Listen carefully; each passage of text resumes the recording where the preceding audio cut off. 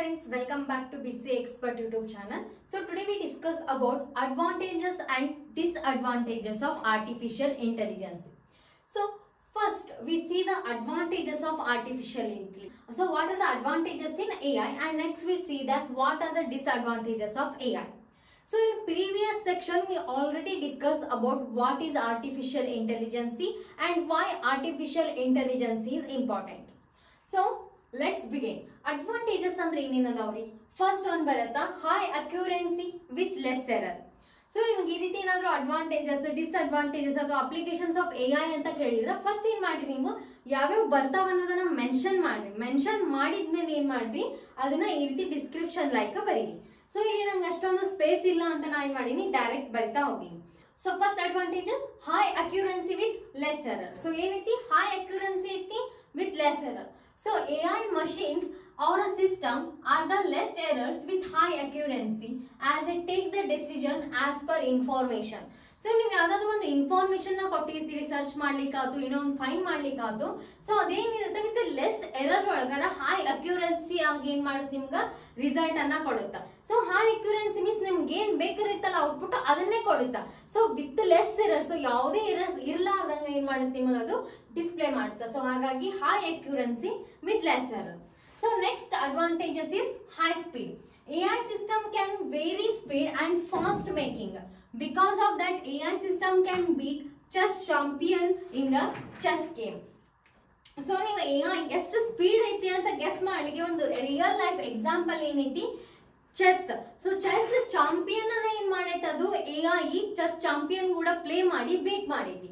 So AI system can beet a chess champion. ಅವ ಏನಿರ್ತಾನ, chess champion ಇರ್ತಾನ, chess champion ಅನ್ನ ಏನ್ ಮಾಡೈತಿದ್ದು AI ಬೀಟ್ ಮಾಡೈತಿ ಅಂದ್ರ ಎಷ್ಟು ಪವರ್ಫುಲ್ ಆಗಿ ಮತ್ತು ಎಷ್ಟು ಸ್ಪೀಡ್ ಐತಿ ಅಂತ ಥಿಂಕ್ ಮಾಡಿ.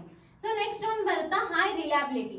AI machines are highly reliable and can perform the same action multiple times with a high accuracy.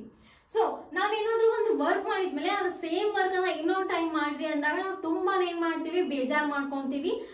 First ಯಾವ ರೀತಿ ಮಾಡಿರ್ತೀವಿ ಅದೇ ರೀತಿ ನೆಕ್ಸ್ಟ್ ಟೈಮ್ ಮಾಡಿರೋದಿಲ್ಲ, ರೈಟ್? ಸೊ ಫಾರ್ ಎಕ್ಸಾಂಪಲ್, ನಿಮ್ಗೆ ಏನಾದ್ರೂ ಪ್ರಾಕ್ಟೀಸ್ ಆಗ್ಲಿ ಅಂತ ಕಾಲೇಜ್ ಅಥವಾ ಸ್ಕೂಲ್ಗಳಲ್ಲಿ ಏನ್ ಮಾಡ್ತಿದ್ರು, ಇದನ್ನ 5 ಟೈಮ್ಸ್ ಬರ್ಕೊಂಬರಿ, 2 ಟೈಮ್ಸ್ ಬರ್ಕೊಂಬರಿ ಅಂತ ಕೊಡ್ತಿದ್ರು. ಸೊ ಅವಾಗ ನೀವೇನ್ ಮಾಡ್ತಿದ್ರಿ, 5 ಟೈಮ್ಸ್ ಇದ್ದರೆ 2 ಟೈಮ್ಸ್ ಏನೋ ಚಲೋ ಹೊತ್ತಂಗ ಅಕ್ಷರ ನೀಟಾಗಿ ಬರ್ತಿದ್ರಿ. ನೆಕ್ಸ್ಟ್ ರಿಮೈನಿಂಗ್ 3 ಏನಿರ್ತಿತ್ತು ಅದು ಹೆಂಗ್ ಬೇಕು ಹಂಗ್ ಬರ್ದೇ ಇಟ್ಬಿಡ್ತಿದ್ರಿ.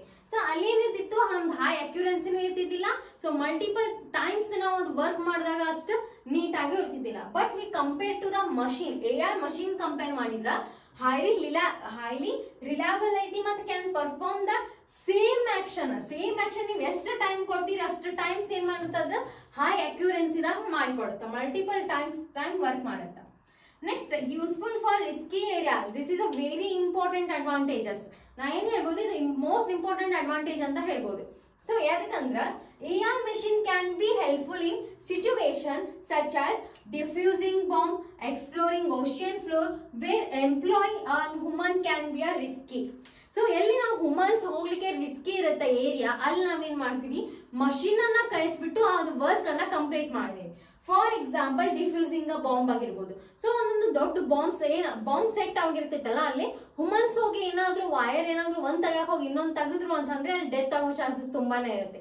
ಸೊ ಅಂತ ಸಿಚುವೇಶನ್ ನ ಕಮ್ಮಿ ಮಾಡ್ಲಿಕ್ಕೆ ನಾವೇನ್ ಯೂಸ್ ಮಾಡತ್ವಿ, AI ಮಷೀನ್ಸ್ ಅನ್ನ ಯೂಸ್ ಮಾಡತ್ವಿ. ಅಲ್ಲಿ ಏನ್ ಮಾಡ್ತಾವ್, ಮಷೀನ್ ಹೋಗಿ ಅದು ಬಾಂಬ್ ಅನ್ನ ಡಿಫ್ಯೂಸ್ ಮಾಡಿ ಬರುತ್ತೆ. ಸೊ ಅಲ್ಲಿ ಏನಾದ್ರೂ ಆಯ್ತು ಅಂದ್ರೂ ಕೂಡ ಏನಾಗುತ್ತೆ, ಅಲ್ಲಿ ಮಷೀನ್ ಹಾಳಾಗುತ್ತೆ ಹೊತ್ತು ಯಾವುದೇ ಹ್ಯೂಮನ್ ಏನಿರುತ್ತೆ ರಿಸ್ಕ್ ಇರಂಗಿಲ್ಲ.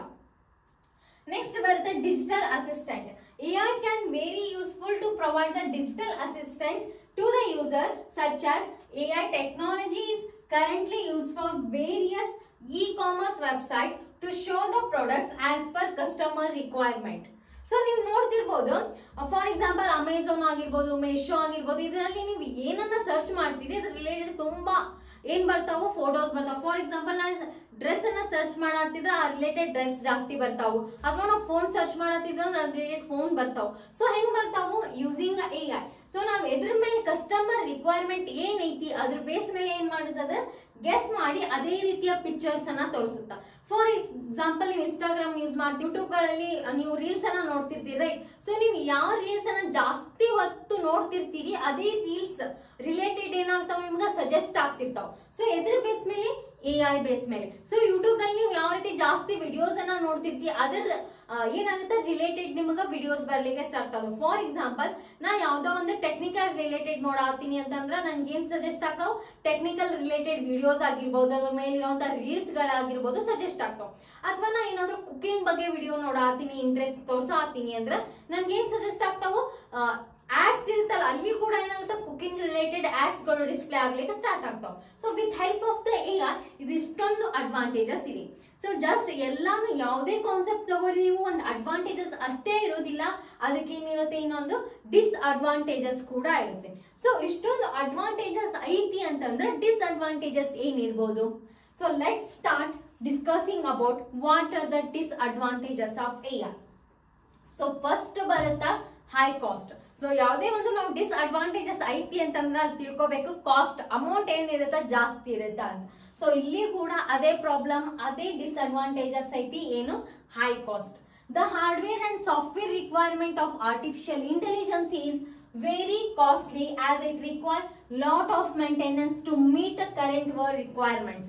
ಸೊ ನಾವೇನೋ ಒಂದು ಬಿಲ್ಡ್ ಮಾಡತ್ತೀವಿ ಅಂತಂದ್ರೆ ಅದ್ರ ರಿಲೇಟೆಡ್ ಏನ್ ಸಾಫ್ಟ್ವೇರ್ ರಿಕ್ವೈರ್ಮೆಂಟ್ಸ್ ಹಾರ್ಡ್ವೇರ್ ರಿಕ್ವೈರ್ಮೆಂಟ್ ಇರ್ತಾವಲ್ಲ ಅವು ತುಂಬಾ ಕಾಸ್ಟ್ಲಿ ಇರ್ತಾವ. ಸೊ ಅದನ್ನ ಪರ್ಚೇಸ್ ಮಾಡ್ಲಿಕ್ಕೆ ಏನಾಗ್ತಾವ ಲ್ಯಾಕ್ಸ್ ಟುಗೆದರ್, ಅದು ಅಷ್ಟೊಂದು ಅಮೌಂಟ್ ಏನ್ ಬೇಕಾಗಿರುತ್ತ. ನೆಕ್ಸ್ಟ್ ಬರ್ತಾ can't think out of the box.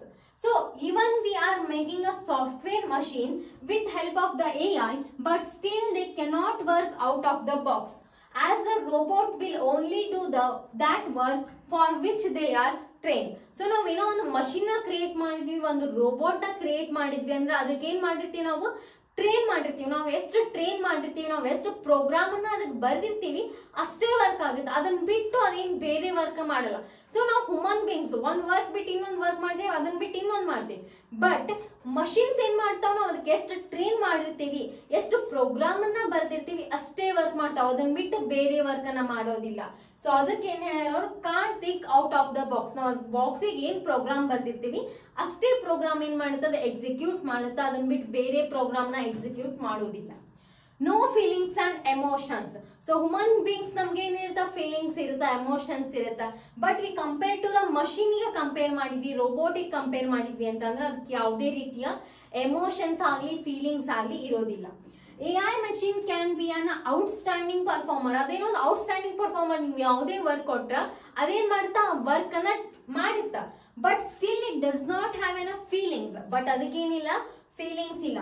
So it cannot make any kind of emotion attachment with a human and some time be harmful for user if the proper care is not taken.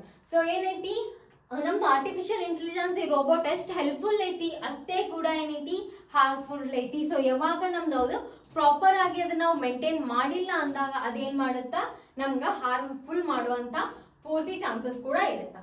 Increase dependency on machine. So ಇದು ಒಂದು ತುಂಬಾನೇ ಆಗತೈತಿ. With the help of the increment of technology people are getting more dependent on devices.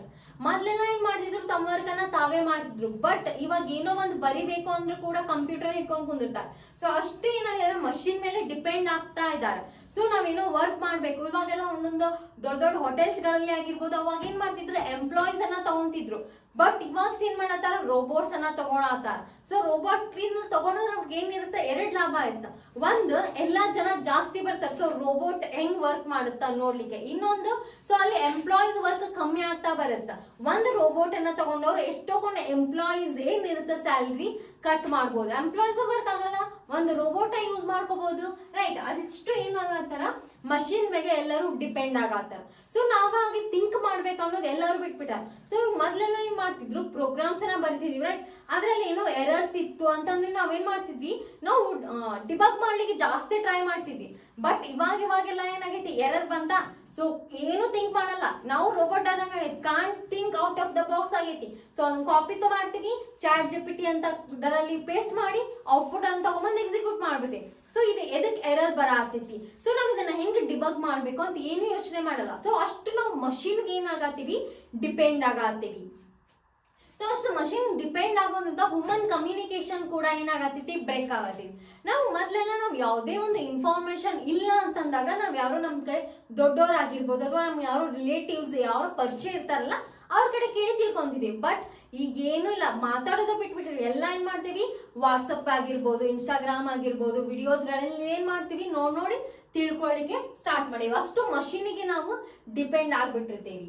Next last ಬರ್ತಾ no original creativity. As humans are so creative, can imagine some new ideas, but still AI machines cannot beat this power of human intelligence. ನಾವು ಎಂತಾದೋ machine ಅನ್ನ create ಮಾಡೇವಿ, ಎಂತಾದೋ robot ಅನ್ನ create ಮಾಡೇವಿ ಅಂದ್ರೂ ಕೂಡ ಏನೈತೆ ಅಲ್ಲಿ ಒಂದು ಡಿಸ್ಅಡ್ವಾಂಟೇಜಸ್ ಐತಿ. ಏನು, ನೋ ಒರಿಜಿನಲ್ ಕ್ರಿಯೇಟಿವಿಟಿ. ನಾವು ಹ್ಯೂಮನ್ಸ್ ಬೇಗೇನಿರ್ತೀವಿ, ಜಗ್ ಕ್ರಿಯೇಟಿವಿಟಿ ಆಗಿರ್ತೀವಿ. ಸೊ ಒಂದೇನೋ ಮಾಡ್ತಿರ್ತೀವಿ, ಆಮೇಲೆ ಇನ್ನೂ ಏನೋ ಐಡಿಯಾ ಬರುತ್ತೆ, ಸೊ ಅದನ್ನು ಕೂಡ ನಾವೇನ್ ಮಾಡಿ ಇನ್ಸ್ಟಾಲ್ ಮಾಡಿ ಹೊಸದನ್ನ ಬಿಲ್ಡ್ ಮಾಡ್ಲಿಕ್ಕೆ ಟ್ರೈ ಮಾಡ್ತೀವಿ. ಬಟ್ ಇಲ್ಲಿ ಏನಾಗುತ್ತಾ, AI ಮಷೀನ್ಸ್ ಅಥವಾ ರೋಬೋಟಿಕ್ಸ್ ಗಳಲ್ಲಿ ಅದು ಫೆಸಿಲಿಟಿ ಇರೋದಿಲ್ಲ. ಅದಕ್ಕೆ ಎಷ್ಟು ಪ್ರೋಗ್ರಾಮ್ ಮಾಡಿರ್ತಾರ ಅಷ್ಟೇ ಅದೇನ್ ಮಾಡ್ಬೇಕಾಗುತ್ತಾ, ಎಕ್ಸಿಕ್ಯೂಟ್ ಮಾಡ್ಬೇಕಾಗುತ್ತೆ. So these are the main difference between advantages and disadvantages of AI. So ನಮ್ಮ AI ಅಡ್ವಾಂಟೇಜಸ್ ಏನದಾವು, ಡಿಸ್ಅಡ್ವಾಂಟೇಜಸ್ ಕೂಡ ಏನದಾವ ಅಂತ ಇವತ್ತಿನ ವಿಡಿಯೋದಲ್ಲಿ ಡಿಸ್ಕಸ್ ಮಾಡಿದ್ವಿ. ಸೊ ಈ ವಿಡಿಯೋ ಏನಾದ್ರೂ ನಿಮ್ಗೆ ಹೆಲ್ಪ್ಫುಲ್ ಅನಿಸ್ತು ಅಂದ್ರೆ ನಿಮ್ ಫ್ರೆಂಡ್ಸ್ ಕೂಡ ಶೇರ್ ಮಾಡಿ. ಸೊ ಇದ್ರದ್ದು ಇಂಪಾರ್ಟೆಂಟ್ ಕ್ವಶನ್ ಆಗಿರ್ಬೋದು, ಯೂನಿಟ್ ಇಂಪಾರ್ಟೆಂಟ್ ಕ್ವಶನ್ ಆಗಿರ್ಬೋದು, ಯೂನಿಟ್ ಚಾಪ್ಟರ್ ನೋಟ್ಸ್ ಆಗಿರ್ಬೋದು, ನಿಮಗೆ ಡಿಸ್ಕ್ರಿಪ್ಷನ್ ಲಿಂಕ್ ದಲ್ಲಿ ಸಿಗುತ್ತಾ. ಸೊ ನೀವು ಒನ್ ಟೈಮ್ ನೋಡ್ಕೋಬಹುದು. So thank you for watching. Like, share, subscribe to BC expert YouTube channel.